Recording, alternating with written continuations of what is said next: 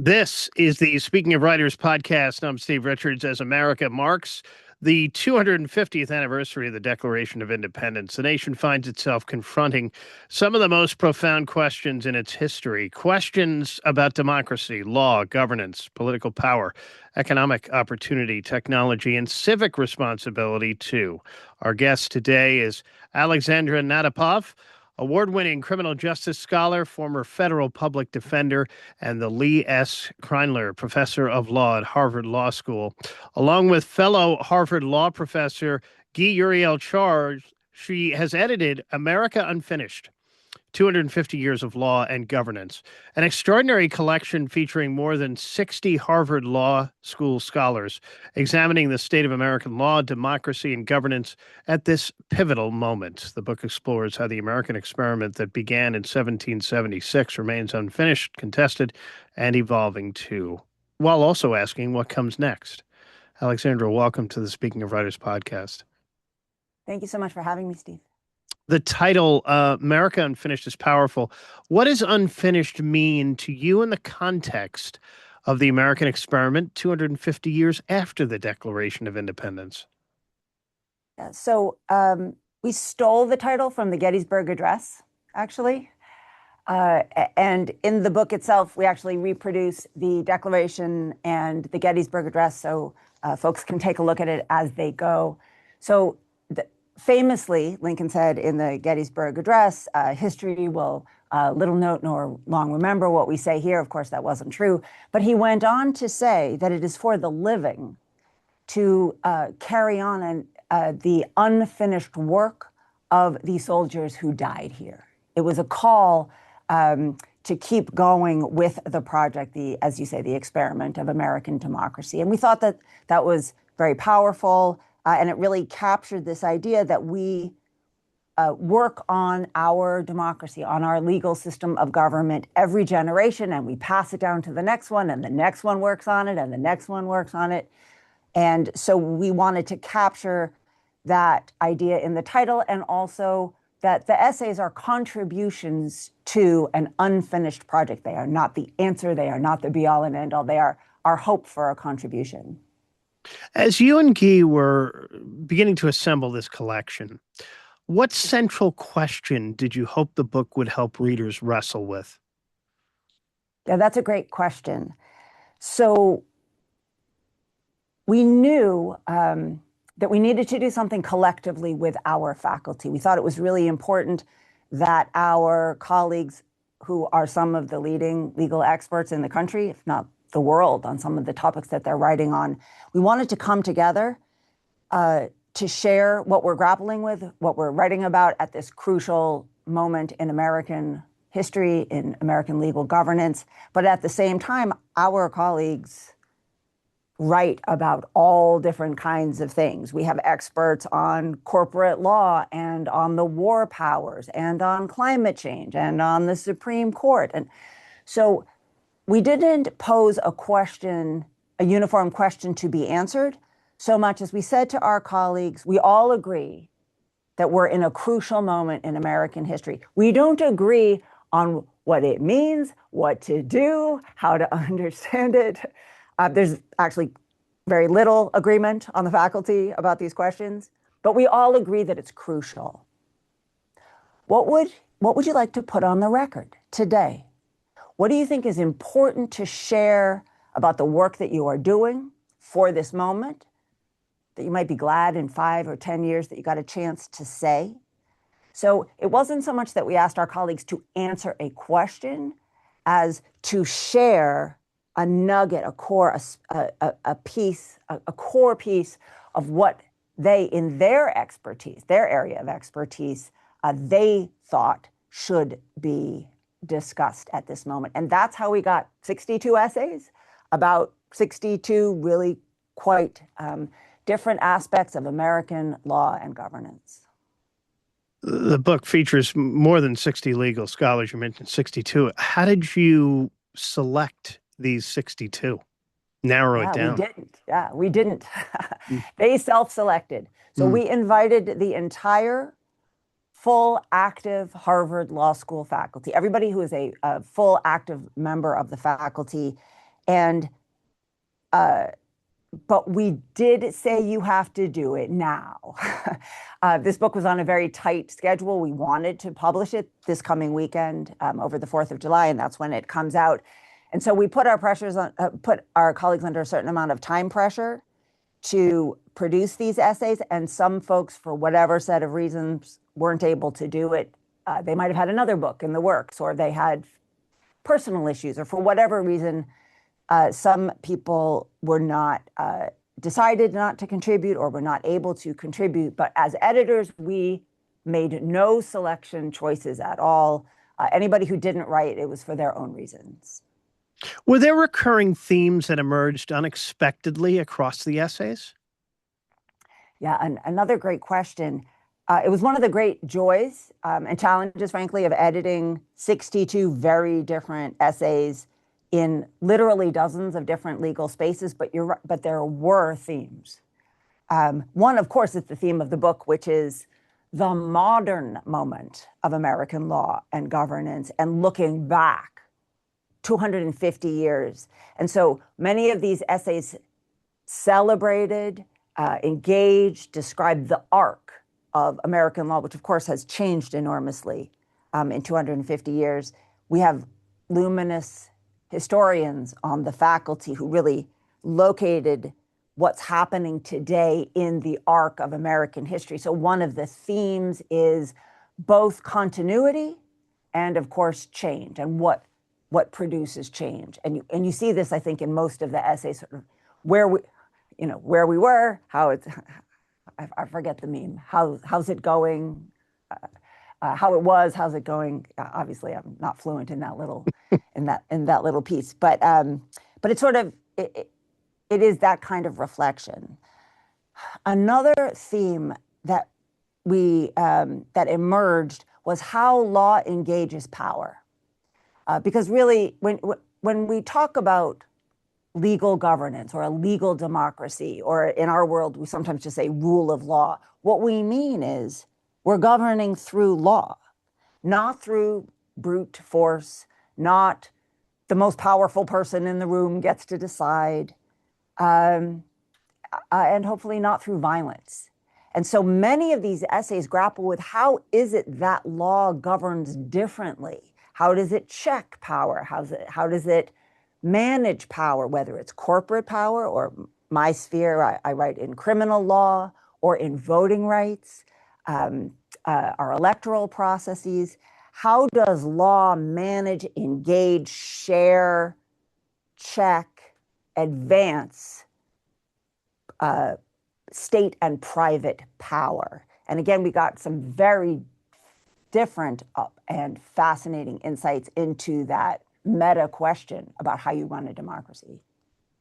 Alexandra, many Americans don't think about law as something that shapes their daily lives. Why is understanding law and governance more important now than perhaps at any point in recent history? Well, as I said, I write in criminal law. And just to take that as an example, criminal law shapes our daily lives from the moment we wake up and get in our car, drive on a publicly regulated highway on which various kinds of conduct would be a misdemeanor or a crime. Our workplaces, sometimes invisibly, sometimes quite visibly, are regulated by law. There's stuff you can and can't do. There's stuff your employer can and can't do to you because of law. The supermarket, when we go to the supermarket and buy food, every single thing on that shelf is there in relationship to a law. Either the law permitted it or permitted that packaging or it didn't. So there's so many legal infrastructures that shape our lives, even in calm, ordinary times. And these are not calm and ordinary times. And so these things are changing, whether it's AI, whether it's the decision to go to war, whether it is the advance of new forms of finance and cryptocurrency and how we regulate our money, whether the levels of inequality in this country, which are at historic highs, the difference between the very, very wealthy and the poor, or even just the ordinary working person. And so these are extraordinary times in which law is how we decide how to handle them collectively, for better or for worse. We argue about it, we disagree, we might not come to a consensus, but law is the vehicle through which we say, do we want to do it this way? Are we okay with the fact that it is being done this way? And what might we do about it together? So one of the things we really hope for this collection, because it is about so many different kinds of law, is that there'll be something in it for everyone. So maybe you don't want to read about the ongoing battle over the legitimacy of the Supreme Court right at the moment, or maybe you're maxed out on that question. But you might be very interested in climate change. And you might be very interested in the way that law has and has not governed the space of climate change, whether it's corporate law or criminal law or free speech or academic freedom. I think there's something for everyone's interest, everyone's concerns in this book. You can kind of flip through like a cookbook. You don't have to read the whole thing. You can just kind of look at the table of content and say, oh, I think I'll go, jump in the middle. I want to come back to technology. You mentioned AI there for a moment. It is transforming nearly every aspect of society, of course. How do the contributors here address the challenges posed by artificial intelligence and the information revolution? So I don't want to give too many spoilers, but we have a number of experts in this space in the area of intellectual property regulation and internet regulation and digital and AI, and we get a range of answers. So my colleague, Professor Lessig, for example, argues that the private control over AI is a foundational challenge to our democracy, to which Congress has not stepped up. He's very critical of Congress for having let these essentially private interests make such profound public influential decisions. And so his essay is in many ways a critique of our legal governance structure that he argues has really fallen down on the job when it comes to AI. My colleague, Professor Zittrain, who is an expert in so many areas of technology and the internet. He's also a professor of computer science here at Harvard, as well as at the law school. He's erudite in this space. And he gives us, actually, as I mentioned, there's a historic view, a sweeping view of how so many areas of technology have changed law and changed what we think about law, whether it's the ability to share IP digitally. We didn't used to be able to do that.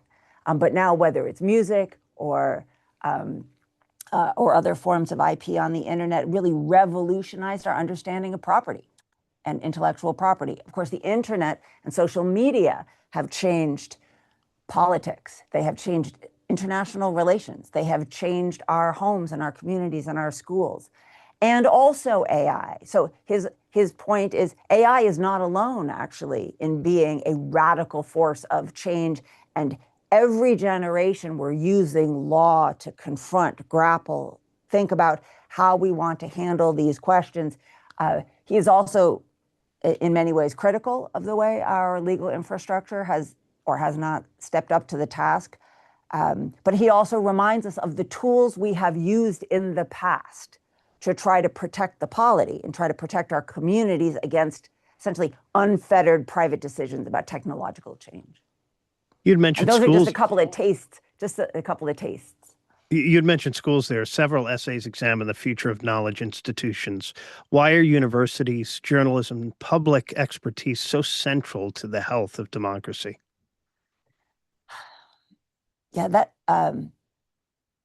question really goes, I think, to the heart of why we pulled this collection together, is the importance for us, particularly as scholars, as legal scholars. We have the privilege of being able to think about these things and try to share our work in ways that are helpful in our areas of law and expertise.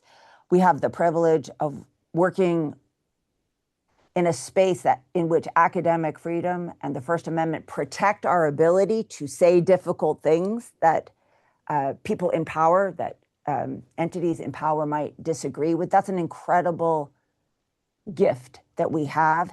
And so we thought that the best way to appreciate academic freedom and the role of universities is to exercise it, is to exercise our academic freedom and invite all our colleagues to step up and to use this privilege that we have been given. And that's why I think we got so many profound responses, because people really take that opportunity and responsibility seriously. We cannot have law if we can't have open discussions about it. Or at the very least, we cannot have what we think of as a democratic process of governing through law if unpopular voices or voices that are counter to authority are silenced. So free speech and academic freedom and legal governance and democracy, they're all in an ongoing conversation, and we just wanted to appreciate our role in that much, much larger conversation. And so that's really where the book came from in a lot of ways. Alexandra, the book features essays that are concise, about 1,000 words each. What advantages did that format provide? Well, I will admit, as the editor, it took some corralling to get our colleagues to forego their footnotes. Law professors are often very tied to the ability to say, and I'm relying on these sources, and here's where I got that from. But we hoped that this collection would be interesting to and accessible to anybody interested in the question. You don't have to be a lawyer, you don't have to be a legal scholar. And we really worked hard as a community, but also as editors, to make these essays short, concise, as clear as law professors can try to be. We're not famous always for our accessibility and our clarity, but we did our best, because we don't want to have anyone feel like they're cut out of this conversation. In a democracy, the conversation has to be for everyone. It can't just be lawyers. It can't just be the legal academy. It can't just be the people in charge. It really needs the information, and the analyses and the arguments need to be accessible to everyone. I will also mention for your listeners, one of the things that we're so grateful to MIT Press for, and MIT Press published this book. MIT Press has agreed that in 6 months, we're publishing this weekend, but in 6 months after that, this book will become open access, meaning it'll be free for anybody to read. Anyone in the world can read it for free. And we're grateful to MIT for permitting us to make that move. We think it is consistent with the spirit of the book, of sharing, of including people in the conversation. And frankly, we don't want people to feel like they're excluded or cut out because they can't afford $26, for the actual book. So again, we just really want to express our appreciation to MIT Press for making that possible. Yeah, that's great.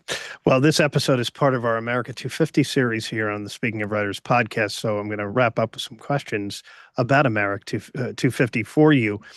What lessons from the nation's first 250 years should guide the next 250? If I could answer that question, I'd be a much more important person. I will tell you how I think about it and how I talk to my students about it, and how I work with my colleagues in criminal law, which of course is one of our most fraught and difficult spaces of governance, which is to keep faith in the successes that we have had with law. Because the alternative to law is power, unchecked power. In criminal law, the alternative to law is often violence. Violence by the state against us, as well as violence by individuals against other individuals. And this experiment in law has enabled us to do so many things that would have been unthinkable 250 years ago. Is it perfect? No. Is it working well all the time? Absolutely not. I have spent the last 20 years criticizing many of the ways that we don't get it right. But the law is so powerful, and it is the primary tool we have for coming together and saying, well, we're not going to do it that way. And we can do it a different way. And isn't that exactly the spirit of the Declaration of Independence? Alexandra, what gives you hope about the future of American democracy?